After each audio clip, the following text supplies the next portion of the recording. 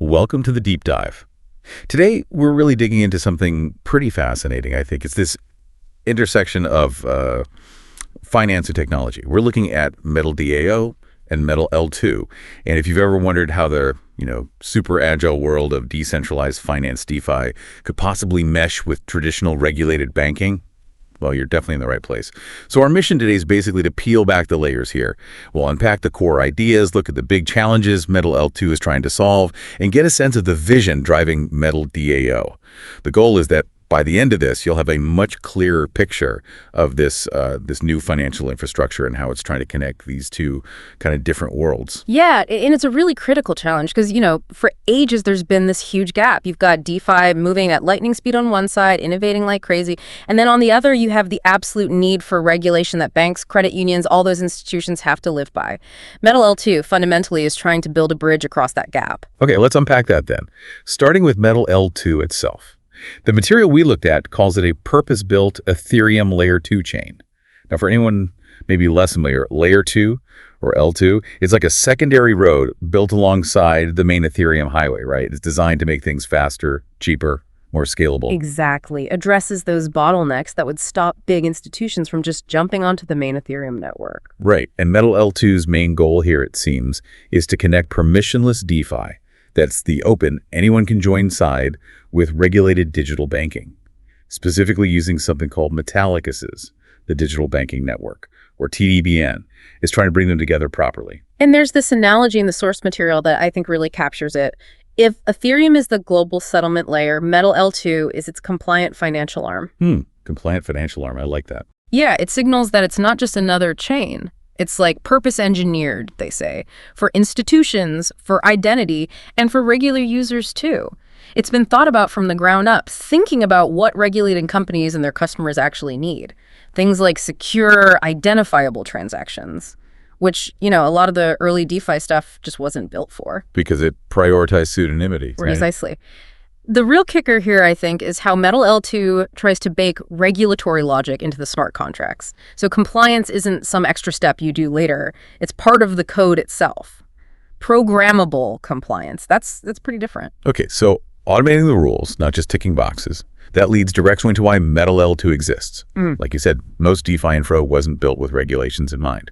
Works for some, but not for banks or credit unions needing strict KYC/ML. Exactly right. So Metal L2 enables a few key things to bridge that. Yeah. First, compliant smart contracts. Contracts that can enforce rules automatically. Then, identity-aware transactions. So participants can be verified if needed without necessarily making everything public by default. Right, that's a crucial balance. Also, institution-ready stablecoins. Think stablecoins that regulators are actually comfortable with. Really important. What else? Tokenized real-world assets, or RWAs. So putting things like, real estate or maybe even IP onto the blockchain as tokens. Wow. And it's got native support for things like voting, governance, treasury management for these institutions. Plus, and this is key, seamless bridging between old-school banking systems and DeFi protocols. This is where it gets really interesting, potentially opening up totally new products for banks and fintechs. So the elevator pitch is basically Metal L2 is the first Ethereum-compatible chain built to bring banks and credit unions on-chain, but without losing DeFi's cool features like composability. That's the core value proposition, yeah. It's a bold claim. It really is. Thinking about that, what were the hurdles maybe other projects hit trying to do this? How's Metal L2 different in tackling them? Well, it's often a trade-off, isn't it? You either go full decentralization or you focus heavily on compliance, but doing both well is tricky.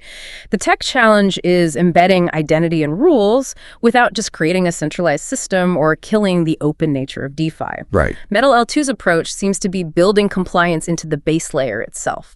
It allows for, let's say, permission interactions where regulation demands it, but still uses Ethereum security and openness.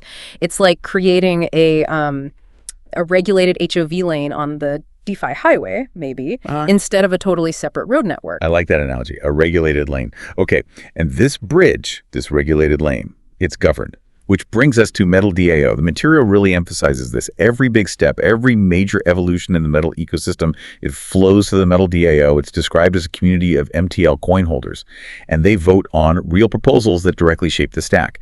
Sounds very active. Oh, it is. And these aren't just like opinion polls, they're strategic decisions. We're talking votes on things like launching new liquidity partners or deciding which stablecoins like RLUSD or PYUSD get included in their metal dollar basket. That's their multi-asset stablecoin, SexMD. Oh, okay. So the DAO influences the composition of SexMD. Directly. The MTL coin, the source calls it the connective tissue between on-chain governance and off-chain utility.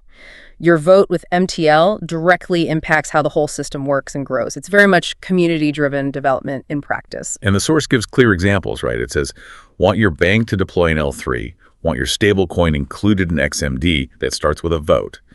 It really drives home the power MTL holders have. Absolutely. And just to quickly touch on L3s, those are like even more specialized layers on top of L2s, often for specific high-volume uses, maybe for a particular bank or application. Got it.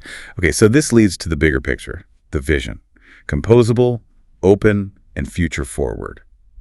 It sounds like Metal DAO isn't just building its own little walled garden. Everything's designed to work with Ethereum and the wider EVM world. Exactly. Interoperability is key, but with that added institutional compliance layer. And for developers, this is pretty interesting. They can use tools they already know. Solidity for contracts, Third Web for kits, Chainlink for data feeds, Biconomy for transactions, Velodrome for DX stuff. Familiar tools. Right. But they also get access to this unique stuff. A compliant fiat ramp, like a regulated way to get dollars in and out. Crucial for adoption. Yeah. And a verified identity layer allows real-world ID to link to on-chain activity when needed, but hopefully without sacrificing privacy across the board. The source describes it as a single pipeline that connects DeFi, fintechs, and regulated financial institutions in one programmable, upgradable chain.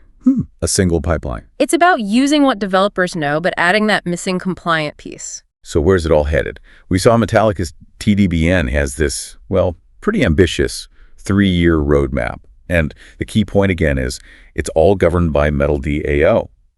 The plan includes scaling up these on-chain bank and credit union networks using those L3s we mentioned, compliant RWA tokenization and its governance, growing the global stablecoin basket, XMD, expanding retail and institutional DeFi through their apps like MetalPay, MetalX, Weavath Wallet. Quite a list. Yeah, and committing to open source infrastructure too. It's comprehensive. What do you see as maybe the biggest potential speed bump or challenge in actually making all that happen? Something maybe the sources didn't dwell on. I'd say the biggest wildcard is probably regulation itself. It's constantly shifting, especially with crypto. Metal L2 is built for compliance now, but keeping up with new rules, maybe different rules in different countries, that's going to be an ongoing challenge. A moving target. Exactly. They need to stay adaptable, iterate fast, all while sticking to that decentralized governance. It's a tough balancing act. That's a really good point. Okay, so this isn't just talk, right? There's actual progress. The material highlights what the DAO has accomplished recently, showing this governance model in action. Let's run through some of those. Yeah, it's quite a pace. April 2024. Mainnet launch of Metal L2 itself. Big step. Huge. That's when it went live for real-world use. December 2024. The MetalX DEX governance vote passed. Right, defining how their exchange operates. January 2025. Velodrome gets integrated. That's the 5th chain supported. Expanding DeFi options. March 2025. Deployments of API 3, Chainlink, Third Web, Biconomy. Key infrastructure partners. Building blocks for developers. May 2025. Ionic, RLUSD, OpenUSDT, and the XMD testnet go live. More assets, more testing. Testing that stablecoin basket concept. And then June 2025, just recently, OKU trade proposal passed, plus an X tokens announcement. More integrations, more features. You see how each DAO decision builds on the last. The mainnet launch opens the door. Then integrations like Chainlink make it useful for developers. Each step enables the next part of that bigger vision. It shows the DAO proposals aren't just symbolic, they're actively driving the ecosystem's growth and functionality. Right. It connects the governance directly to the tech rollout. And if you had to boil it all down, the source material has a great TLDR, essentially. Metal L2 is the missing bridge between Ethereum's DeFi ecosystem and the regulated financial world. Metal DAO is how we build that bridge together. Yeah, I think that sums it up nicely. It really underscores the collaborative aspect. Whether you're a developer needing compliant tools, a bank looking to get into digital assets, a trader, or just someone voting with MTL, you're part of shaping what the source calls the most forward-thinking infrastructure in crypto. It's a shared effort. So there you have it. Hopefully you've now got a clearer handle on Metal L2 as this vital bridge, and Metal DAO as the community steering the construction. It does make you think, though. If this kind of compliant, identity-aware blockchain infrastructure really catches on, how could it reshape things beyond just banks and credit unions? What happens when traditional finance becomes truly programmable? Could it change supply chains, intellectual property, maybe create totally new economic models we haven't even thought of? That's a fascinating thought to leave things on. What are those wider implications? Definitely something worth mulling over. Thank you for joining us on this deep dive.